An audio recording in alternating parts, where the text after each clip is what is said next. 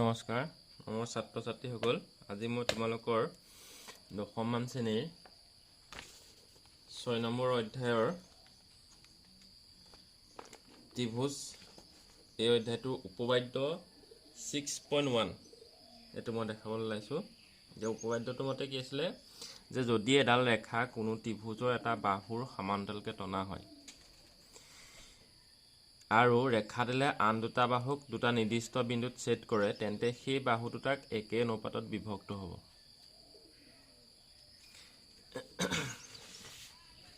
হেতু কাৰণে চোৱা এটো চিত্ৰ ইয়াত কৈছে যে এটা ত্ৰিভুজৰ এটা বাহুৰ সমান্তৰালকৈ টনা ৰেখাডালে আন দুটা বাহুৰ নিৰ্দিষ্ট বিন্দুত কাটিব আৰু এটো কি কৈছে সেই বাহু দুটা একে অনুপাতত বিভক্ত হয়। এই চিত্ৰটোত চোৱা ABC এই ত্ৰিভুজটো লৈছো এই ত্ৰিভুজটোৰ BC বাহুৰ সমান্তৰালকৈ টনা ৰেখাডালে AB আৰু BC এই বাহু দুটাক D আৰু E বিন্দুত কাটিছে। এতিয়া আমি প্ৰমাণ কৰিব লাগে যে এই ৰেখাডালে যে বাহু দুটাক কাটিলে হেতু সমান অনুপাতত কাটিছিলে আমি দেখাব লাগে। তো প্ৰথমতে আমি লিখি ল'ব লাগিব ত্ৰিভুজটোৰ বিষয়ে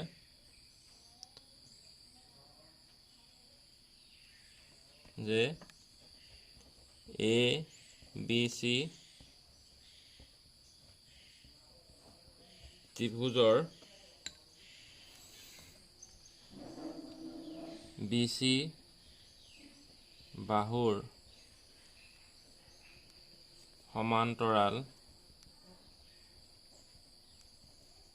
সমান্তৰালকৈ টনা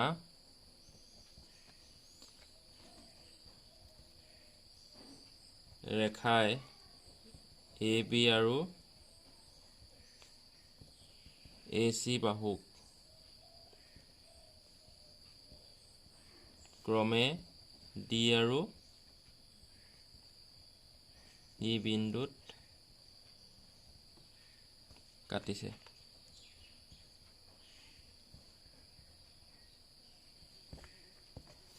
এতিয়া আমি প্ৰমাণ কৰিব লাগে যে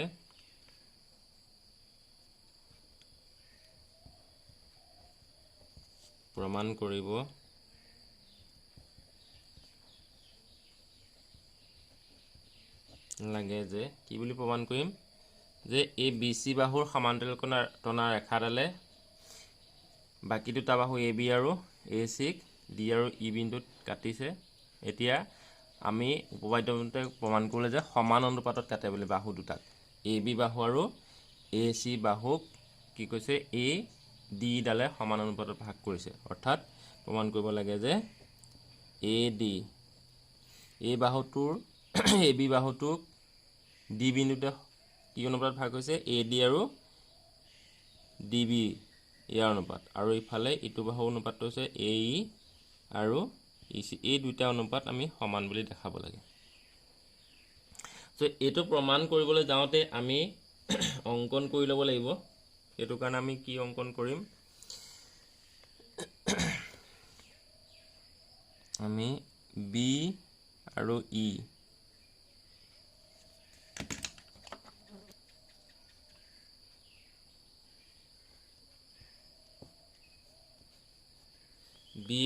E তাৰ পিছতে CD আৰু পাৰপেন্ডিকুলাৰ ড্ৰ কৰিব লাগিব। এটো আমি সংযোগ কৰি দিম CD সংযোগ কৰিলো তাৰ পিছতে আমি পাৰপেন্ডিকুলাৰ ড্ৰ কৰিম ইয়াত E বিন্দুৰ পৰা AB ওপৰত পাৰপেন্ডিকুলাৰ ড্ৰ কৰিম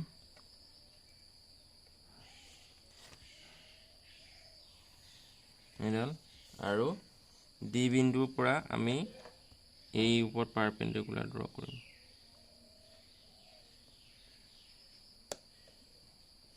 এটো নাম দিলো এটো M পাৰপেন্ডিকুলাৰ এটো N হল আমি এটো ড্ৰ কৰিলো। এটো লিখিব লাগিব অঙ্কন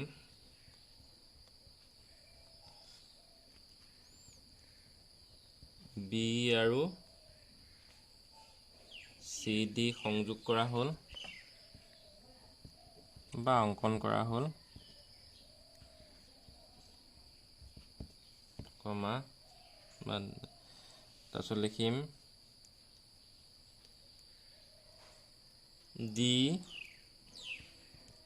DM পাৰপেণ্ডিকুলাৰ AC আৰু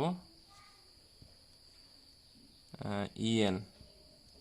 পাৰপেণ্ডিকুলাৰ AB অংকন কৰা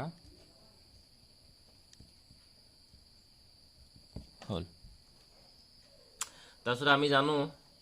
ত্ৰিভুজৰ কালি কেনেকৈ উলিয়ায়। আমি জানো ত্ৰিভুজৰ কালি কি আছিলে হাফ ইনটু ভূমিপূৰণ উন্নতি। এতিয়া আমি কি কৰিব লাগিব ত্ৰিভুজৰ কালি উলিয়াব লাগিব। এতিয়া কোনকেইটা ত্ৰিভুজ আমি আঁকিম উলিয়াম প্ৰথমতে মই সেইটো তোমালোকক কলমেৰে দেখাই দিছোঁ। প্ৰথমতে আমি এই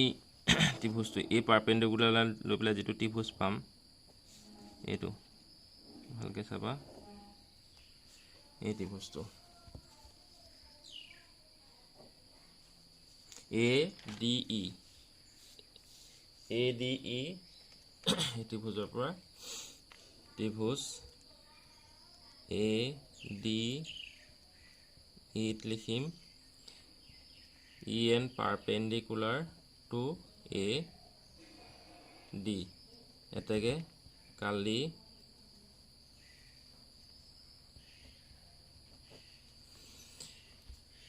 ADE is equal to half of AD কালি হ'ব ADE এইটো কালি হ'ব হাফ অফ ভূমি AD আৰু perpendicular EN AD into EN। তাৰপিছত আমি কি কৰিম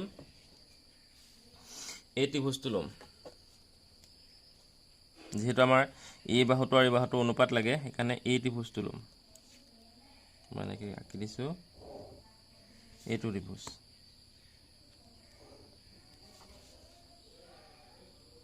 এইটো DEB এই ত্ৰিভুজটোত। তাৰপিছতে ত্ৰিভুজ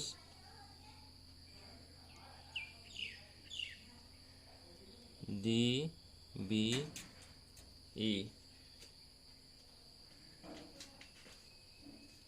এই পাৰপেণ্ডিকুলাৰ আমি লিখিম ইমানত EN পাৰপেণ্ডিকুলাৰ AB। এইটো এই ত্ৰিভুজৰ আমি কালি উলিয়াবৰ কাৰণে পাৰপেণ্ডিকুলাৰ এইটো যিটো এইটো স্থূলকোণী ত্ৰিভুজ পাৰপেণ্ডিকুলাৰ বাহিৰত থাকিব। চ' এইটো কাৰণে ভূমি এডাল হ'ব আৰু পাৰপেণ্ডিকুলাৰ এডাল হ'ব। লিখিম কালি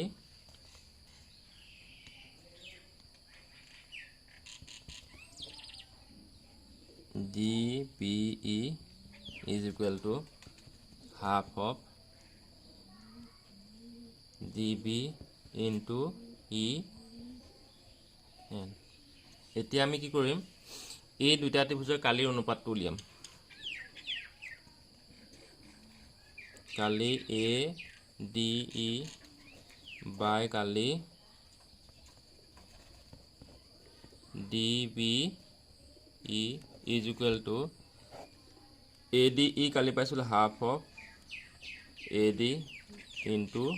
EN আৰু ইটো পাইছিলোঁ half of DB into EN। চ' এইটো আমাৰ হ'বগৈ EN কেঞ্চেল যাব হাফ হাফ কেঞ্চেল যাব AD বাই BD এইটো 1 নম্বৰ দিল। ঠিক আছে। এতিয়া চোৱা এতিয়া এইটো চিত্ৰ চাওঁ মই এইটোকে বেলেগকৈ দেখাইছোঁ অৰ্থনীতি এই ত্ৰিভুজত চোৱা এতিয়া আমাৰ অলৰেডি এইটো ত্ৰিভুজৰ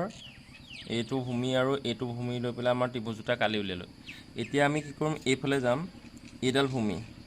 AE আৰু EC এই ভূমি লৈ পেলাই আমি কি কৰিব লাগিব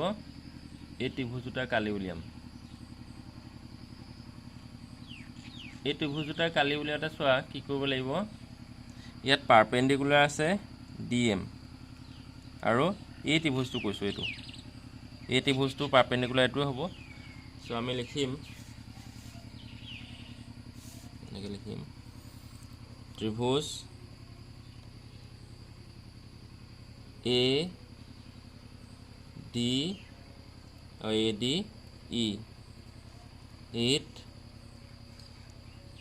DM perpendicular AE এটাকে কালি AD E is equal to half of AE ভূমি into perpendicular DM তাৰপিছতে এই ত্ৰিভুজ DCE ত্ৰিভুজ DCE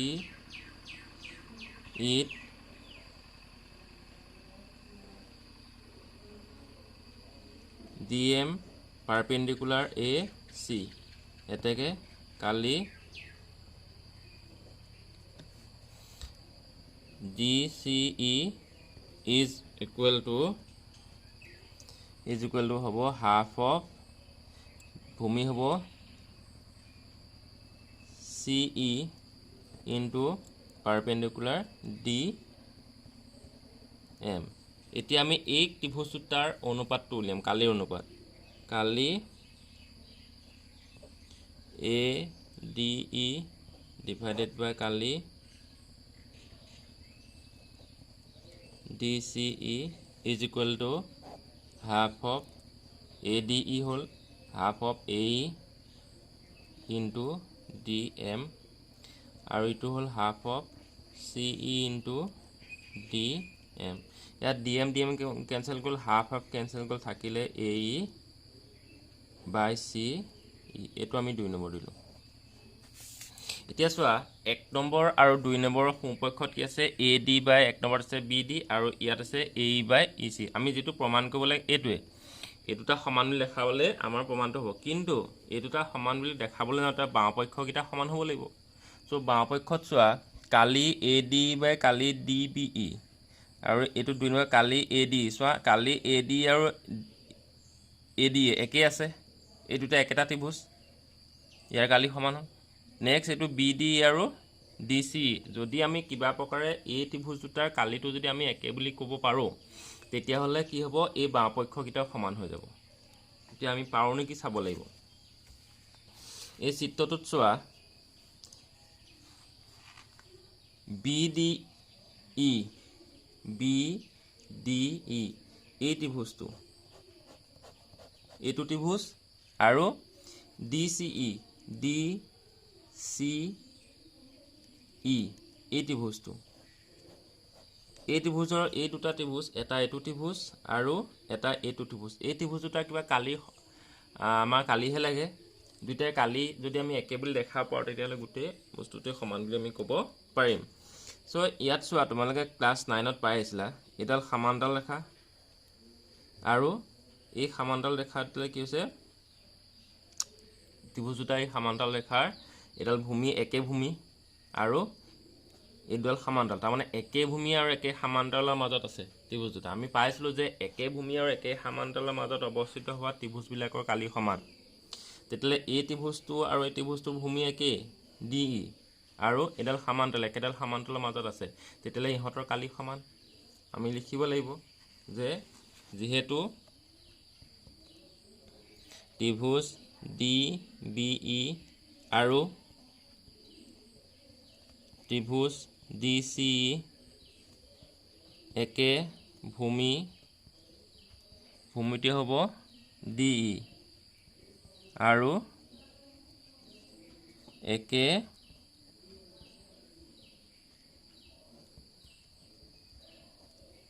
সমান্তৰাল আমি লিখি দিম DE parallel BC এই মাজত অৱস্থিত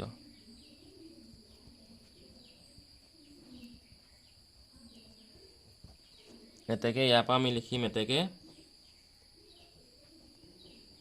কালি DBE is equal to Kali already আমি 9 ত পাইছো এটো ওয়াইড DCE এটো আমি লিখিম 3 নম্বৰ এতিয়া 1 2 আৰু 3 যদি মিলাই দিব তেতিয়া হলে আমাৰ কি হ'ব দুই পক্ষই সমান হৈ যাব বাওঁ পক্ষৰ লগত সোঁ পক্ষ ইয়াৰ এই বাওঁ পক্ষ এইকেইটা সমান হ'ব আৰু সোঁ পক্ষটো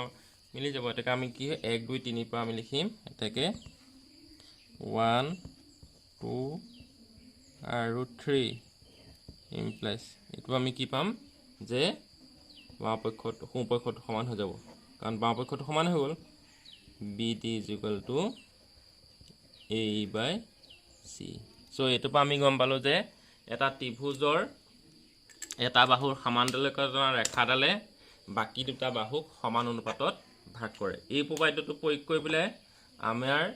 যিখিনি অনুশীলন থকা প্ৰশ্ন আছে সেই প্ৰশ্নখিনি কৰিব লাগিব তোমালোকে নিশ্চয় বুজি পালা পাঠটি উপপাদ্যটো সো এইটো এবাৰ চাই লবা ভালকে আজিলৈ ইমানতে সামৰিছো ধন্যবাদ